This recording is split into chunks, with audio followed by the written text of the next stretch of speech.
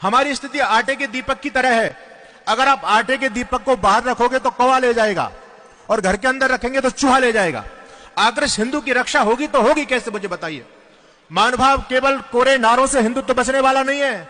अरे आंधियां चलने लगी है, ज्वार को पैदा करो। आंधियां चलने लगी है, ज्वार को पैदा करो। कंठ में क्रंदन नहीं, हंकार को पैदा करो। फिर से अब सजने लगी कुरुक्षेत्र समर भूमिका, पार्थ तुम गांडीव में टंकार को पैदा करो। आज समय की आवश्यकता है।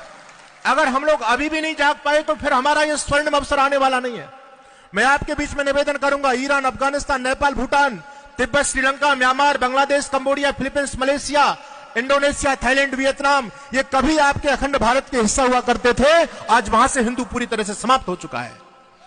और मैं आपके बीच में कहना चाहता हूं, हमारे 4 प्रबल शत्रु हैं। 4 प्रबल शत्रु, मंच से, खुले मंच से बोल रहा हूं इस बात को।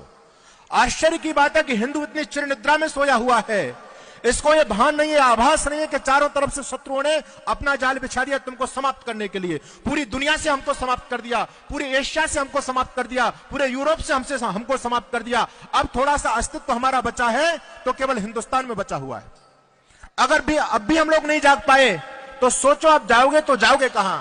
अरे अफगानिस्तान के ऊपर आपत्ति आई, तालिबानियों ने हमला किया, वहां से लोग शरण लेने के लिए आपके देश में आ गए।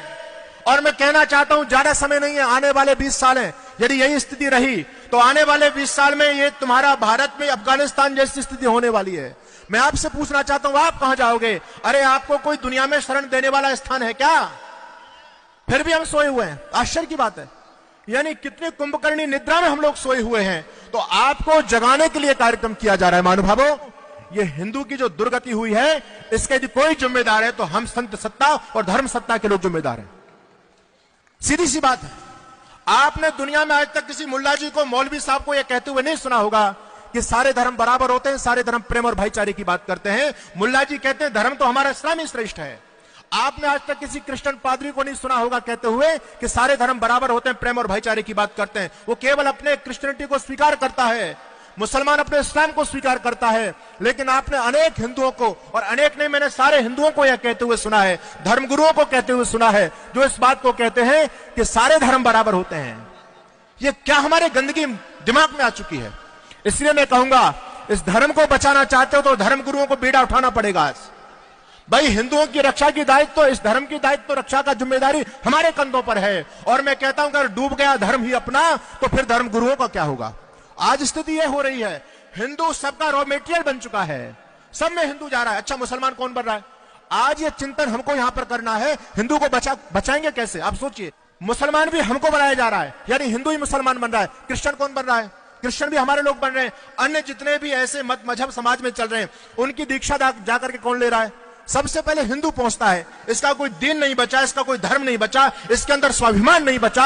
इसलिए इनके स्वाभिमान को पैदा करने का काम हमारी संत सत्ता, धर्म सत्ता करेगी। अगर इस धर्म को बचाना चाहते हो तो निर्णय यहां से लेकर के जाओ। केवल ताली बजाने से, जय श्री राम कहने से तुम्हारा धर्म बचने वाला नहीं है। 3 सूत्र में दूंगा और संक्षिप्त में चर्चा करूंगा। हालांकि ये बहुत जल्दी में ये विषय रखने वाला नहीं है। आपको ज्यादा मुझे सुना, मेरा धर्म यूट्यूब पे चैनल है धर्म युद्ध के नाम से, आप उसको सुनिएगा। मैंने बहुत सारी चर्चा की, पूरे देश में घूमता हूं। मैं आपसे कहना चाहता हूं, यदि इस धर्म को बचाना चाहते हो तो सबसे पहले रिश्ते बचाइए आप अपने। कुछ करने से होगा, केवल जय श्री राम के नारे लगाने से धर्म बचने वाला नहीं है। आज हम ये सोचें कि सरकार कुछ करेगी, मोदी जी की सरकार आ गई। अरे भाई, इन सरकारों के भरोसे ज्यादा मत बैठो। ये तो हमको स्वयं निर्णय लेना पड़ेगा, खुद करना पड़ेगा। पहली बात कहना चाहता हूं, रिश्ते बचाइए। रिश्ते बचाने का मतलब समझ गए आप लोग? आज बहन भाई का रिश्ता नहीं बच रहा है। रिश्ते बचाने का मतलब है कि थोड़ी आबादी बढ़ाइए। अगर एक ही तुम्हारा बच्चा है तो बचाओ, तुम्हारे रिश्ते बचे कहां।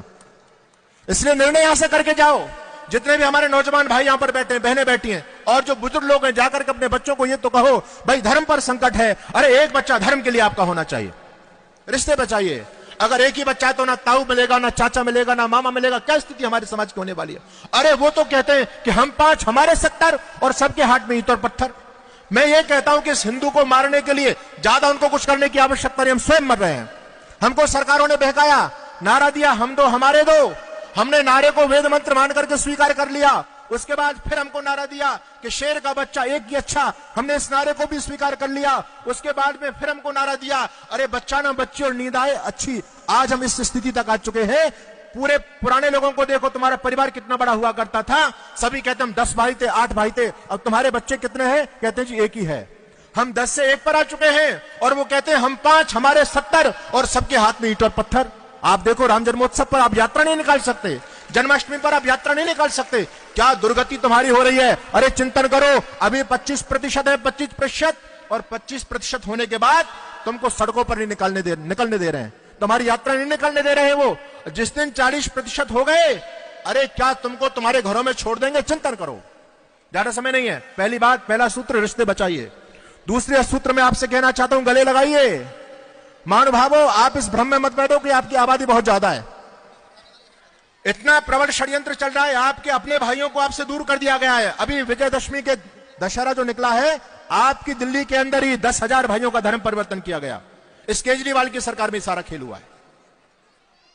धर्म गले लगाइए। अगर आपने उनको सम्मान नहीं दिया तो वो भाई दूसरों के में जा रहे हैं। और देखो, ये तो केवल भीम आर्मी हो चाहे कुछ भी हो, आर्मी वार्मी कुछ नहीं है।